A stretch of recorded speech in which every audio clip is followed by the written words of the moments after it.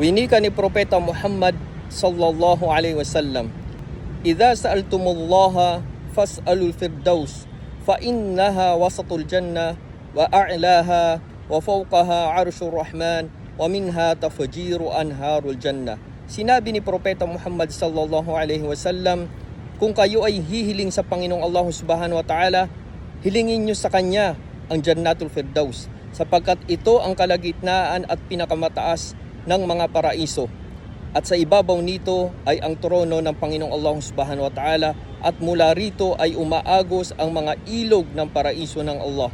Kaya mga kapatid sa pananampalataya sa Islam, palagian nating hilingin sa Panginoong Allah subhanahu wa ta'ala na tayo makapasok, makatuloy sa paraiso ng Panginoong Allah subhanahu wa ta'ala, ang Jannatul Firdaus, sapagkat ito ay ipinayo sa atin ng ating mahal na Propeta Muhammad sallallahu alaihi wasallam, at ito ang pinakamataas na gantimpala para sa atin ng Panginoong Allah subhanahu wa ta'ala.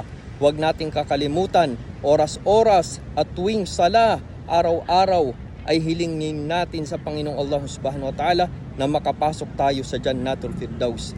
Don't forget to follow my page. Wassalamu alaikum warahmatullahi ta'ala wabarakatuh.